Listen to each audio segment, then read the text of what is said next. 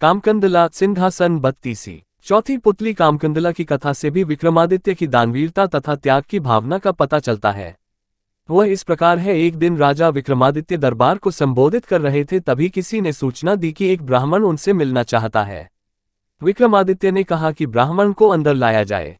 जब ब्राह्मण उनसे मिला तो विक्रम ने उसके आने का प्रयोजन पूछा। ब्राह्मण ने कहा कि वह किसी दान की इच्छा से नहीं आया है, बल्कि उन्हें कुछ बतलाने आया है। उसने बतलाया कि मानसरोवर में सूर्योदय होते ही एक खंभा प्रकट होता है, जो सूर्य का प्रकाश ज्यों-ज्यों फैलता है ऊपर उठता चला जाता है, और जब सूर्य की गर्मी अपनी पराकाष्ठा पर होती है तो सूर्य को स्पर्श करता है। ज्यों-ज्यों सूर्य की गर्मी घटती है छोटा होता जाता है तथा सूर्यास्त होते ही जल में विलीन हो जाता है। विक्रम के मन में जिज्ञासा हुई कि ब्राह्मण का इससे अभिप्राय क्या है। ब्राह्मण उनकी जिज्ञासा को भांप गया और उसने बतलाया कि भगवान इंद्र का दूत बनकर वह आया है ताकि उनके आत्मविश्वास की रक्षा विक्रम कर सके। उसने कहा कि सूर्य देवता को घमंड है कि समुद्र देवता को छोड़कर पूरे ब्रह्मांड में कोई भी उनकी गर्मी को सहन नहीं कर सकता। देवराज इंद्र उनकी इस बात से सहमत नहीं है। उनका मानना है कि उनकी अनुकंपा प्राप्त मृत्युलोक का एक राजा सूर्य की गर्मी की परवाह न करके उनके निकट जा सकता है।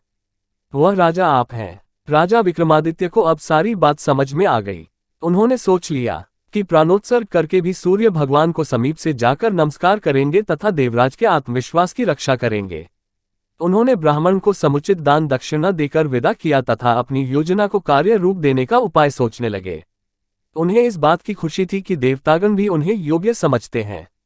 भोर होने पर दूसरे दिन वे अपना राज्य छोड़कर चल पड़े।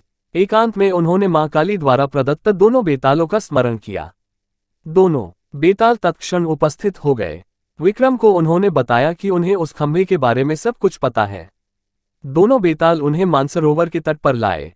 रात उन्होंने हरियाली से भरी जगह पर काटी और भोर होते ही उस जगह पर नजर टिका दी जहां से खंभा प्रकट होता। सूर्य की किरणों ने ज्यों ही मानसरोवर के जल को छुआ कि एक खंभा प्रकट हुआ। विक्रम तुरंत तैरकर उस खंभे तक पहुंचे।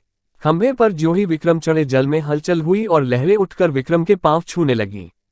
ज्यों-ज्यों सूर्य की गर्मी बढ़ी खंभा बढ़ता रहा। दोपहर आते आते खंभा सूर्य के बिल्कुल करीब आ गया। तब तक विक्रम का शरीर जलकर बिल्कुल राख हो गया था। सूर्य भगवान ने जब खंभे पर एक मानव को जला हुआ पाया तो उन्हें समझते देर नहीं लगी कि विक्रम को छोड़कर कोई दूसरा नहीं होगा। उन्होंने भगवान इंद्र के दावे को बिल्कुल सच पाया। उन्होंने अमृत की बूंदों से विक्रम को जीवित किया तथा अपने स्वर्ण कुंडल उतारकर उन्हें भेंट कर दिए। उन कुंडलों की विशेषता थी कि कोई भी इच्छित वस्तु वे कभी भी प्रदान कर देते।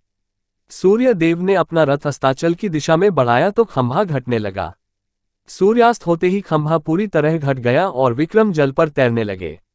तैरकर सरोवर के किनारे आए और दोनों बेतालों का स्मरण किया। बेताल उन्हें फिर उसी जगह लाए जहां से उन्हें सरोवर ले गए थे। विक्रम पैदल अपने महल की दिशा में चल पड़े। कुछ ही दूर पर एक ब्राह्मण मिला जिसने उनसे वे कुंडल मांग लिए। विक्रम ने बेहिचक उसे दोनों कुंडल दे दिए। उन्हें बिल्कुल मलाल नहीं हुआ।